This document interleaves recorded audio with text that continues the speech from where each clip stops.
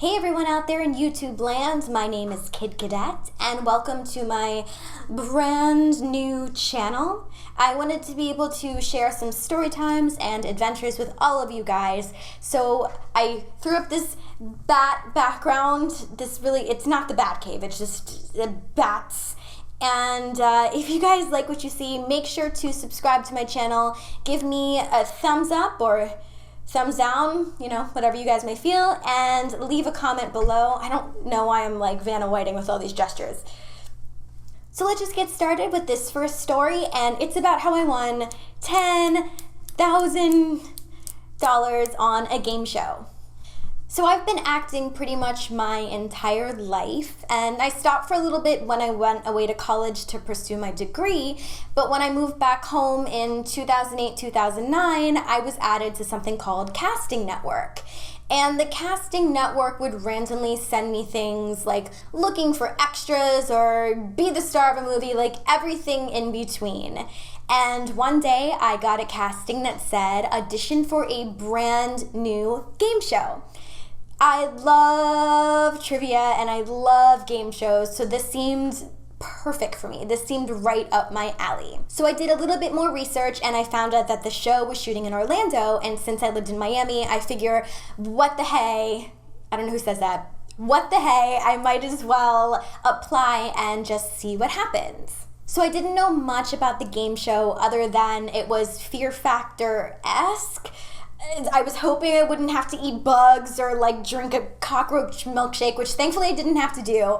But I did know it was based on a Japanese game show, and you guys know how crazy those Japanese game shows can get. The casting did specify that they were looking for teams of 3 to compete. So it was a group competition. So my boyfriend and I at the time were like, okay, we don't know much about this, but we need somebody whose energy could match ours, because we're kind of, look at me, a little bit over the top. So we asked our friend Angelo, who happened to be a breakdancer, a recording artist. He's also larger than life. We're like, this guy is absolutely perfect. So the 3 of us sent off our application, and we just kind of waited, and one of the producers reached out to me and said, hey guys, we're doing an audition in Orlando the following weekend. Do you think the 3 of you guys could come up? And of course we said absolutely. And the producer was kind of giving us a little bit more information. They said it would be based on trivia. The game show from Japan was called Dero, and also what kind of connected the 3 of us together. And so the 3 of us were like, we all like wrestling, so let's just go with that. We're 3 wrestling fanatics. And so we put together this really crazy skit so they wouldn't forget us when we went to audition, where we were doing moves to each other and just, it was very much over the top.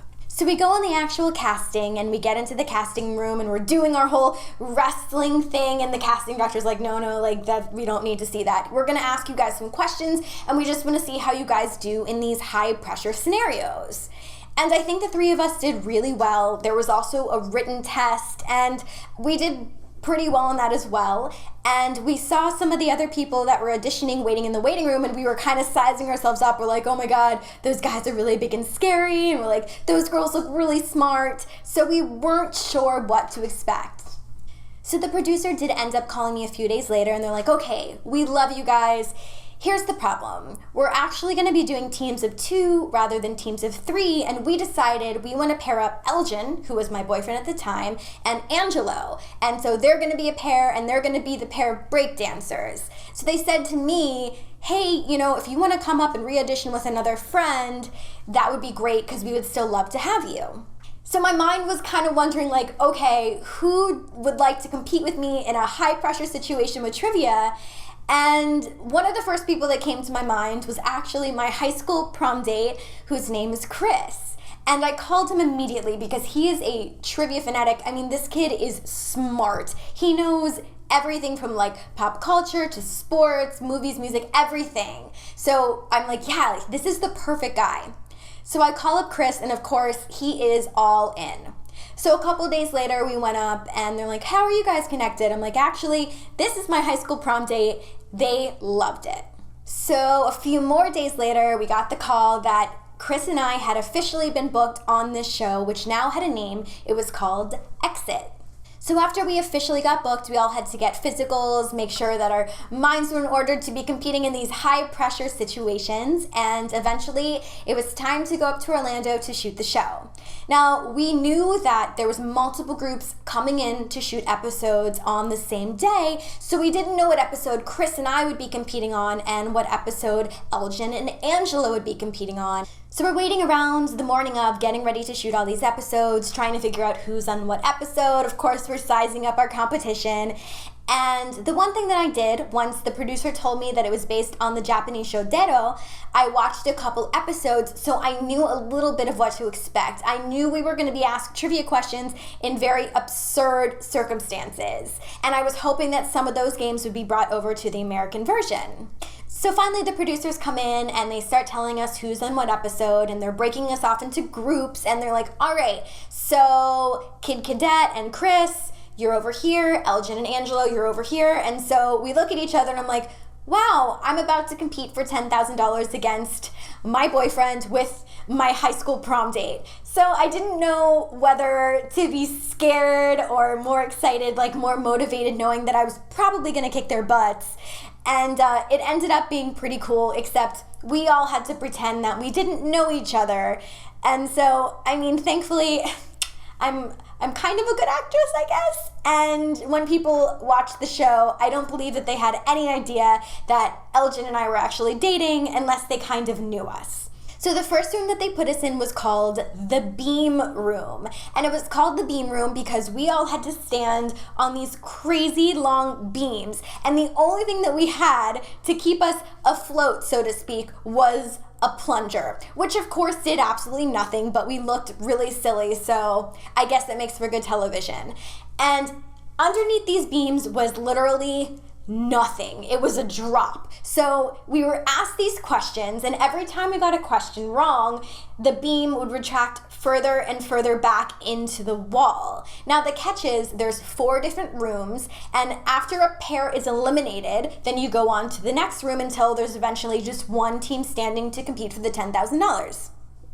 The types of questions we were asked in the Beam Room was a picture. So it would be something like a picture of an arrow and a picture of Will Smith, and they'd be like, what is this? And you'd be like, Aerosmith. Another one was a gigantic walk, and then a King of Hearts, and then a dead person, and it's like, oh, Walking Dead. And you think that these things are easy when you're just looking at it. But when you're put in these high pressure situations and there is nothing below you, there is literally no floor, it is definitely terrifying. So one of the things to mention is it was a really, really, really big drop, and I absolutely hate heights. So I knew we just had to survive this room at all costs. And we, of course, got lucky, Chris and I, and we did. And we actually saw the first couple, after they got all their questions wrong, drop. And it was terrifying. So that room was over. We were all so thankful. The producers then asked us, they're like, hey guys, for some promo shots of the show, how do you guys feel about just taking the drop just as if you were the teams eliminated? And in that moment, I was like, you know what? Let's just do it. So all of us got to do the drop, and it was just as scary as it looked, and I'm glad that I did it, but it's something that I will not be doing ever again. The second room that we competed in was called the Freeze Blast Room, and in this room the catch was every time we got a question wrong, they would lower the temperature inside the room and essentially freeze us to death. And the way that this room worked was there would be 2 matching parts. It would be like the states to the state's capital. It was a movie monster to how the movie monster was ultimately killed, and another one with an animal or an insect, a bird, and just like what it matched up with. I just remember one of the answers was titmouse, and we all thought it was really funny for some reason. So the thing with the Freeze Blast Room is that we all filmed separately rather than the first one, which we all filmed together, because there was only one Freeze Blast Room. And it was timed. So we had to get out of there as quickly as we could, and we didn't know whose time was going to be the quickest because we weren't doing it at the same time. So we did our room. We think we finished it pretty fast. Elgin and Angelo went, and then the third team of girls went. And then they tell us, all right, guys, the two of you guys, you made it through. The girls are out, so they have to go back in and pretend like they were frozen to death. Like, this show is very mentally taxing on people that unfortunately had to die on the show, because that's what they were ultimately making it look like. So the third room that we were in, for some reason, I think was called the mine shaft. And it was a huge room that was supposed to be filled with sand, but it was actually filled with like the stuff that you can find inside of a bean bag. I don't know, I guess that like just looked better on television. And this room was so crazy because there were so many moving parts. This room was literally suspended in the air, and we had to be on top of like a trailer. I wish I could explain it. But we had to step in, and every time with this room that we got a question wrong, they would lower us farther and further into the ground until eventually it was like quicksand, and once again, we would die. So the way that this room worked was we would go back and forth with the questions, and the host of the show would give us another clue, and then another clue, and then another clue until we got it right. And the person who got the clue wrong, of course, would sink into the mine shaft room.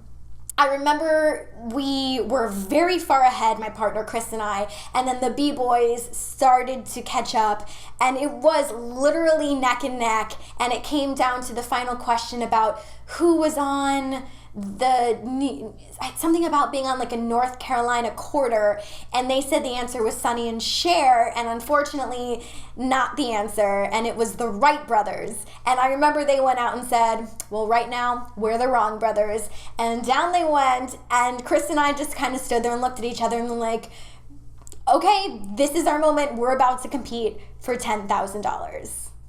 Now, the other thing, another behind-the-scenes thing about shooting Exit, we were supposed to compete all the rooms in one day. And unfortunately, since it was a brand new show and there was a lot of moving parts, we couldn't get through everybody because, like I said, it wasn't just us. We were shooting multiple episodes in one day. So the producers came up to us and they're like, so we're not going to be able to let you guys compete for the final prize today. We're going to need you to come back next week. So Chris and I are like, ugh, so now we don't know if we're walking away with the money. We don't know what the final room is. We knew that there was two options. But now we have to go back home, go back to reality, and just be like, did we win or did we not win? It was the hardest few days of my life, but finally we were back in Orlando. And there was us and 2 to 3 other teams that were going to compete in their final rooms as well. And the 2 final rooms, one of them you had to do completely underwater. I'm so thank you so much that I did not have to compete underwater. I hate the water. And the room that we ended up getting, which was the cabin in the woods. So the cabin in the woods worked where we had 10 minutes, which seems like a really long time, but there were so many things that we had to do within that 10-minute span that I didn't think that I'll get there. So in the cabin in the woods, the ceiling was closing in on us every second. And by the end of the time, we were literally on our stomachs with no room above our heads. Like, the ceiling was literally on top of my head, and we were about to be crushed. So the first part of this final room was we were given, I think, like 6 or 7 scary movies, and we had to put them in order from which one came out the earliest to which was the most recent. After that, we had, and let me mention, this was set up like a cabin in the woods. So there was a bunch of logs for the second one, and we had to put 4 of the 10 logs of things that were older than Larry King. Now, first of all, I don't know how old Larry King is. I just know he's ancient. So this man is old. And the things on the logs were like the invention of Superman. When was the yo-yo first created? When was penicillin created? Chris and I ate up about 7 minutes of our time because we could not get this part right.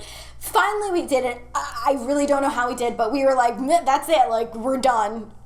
And then we figured, okay, this is going to be the end. Like, this has to be the end of the room because this took so long. And then there was still 2 more things we had to do. We had to do more or less than, and then we ended with true or false questions. And then we had a couple of final questions. It was asking us, like, what was the highest rated comedy of the 2014 season, which was Modern Family. I think we got that one wrong. Then it was asking us, like, how many crayons were in the original crayon box, and how big was Shaquille O'Neal's shoe size. And we got some of them, we missed some of them, but the final question with literally 2 seconds on the clock was, alphabetically which state is first.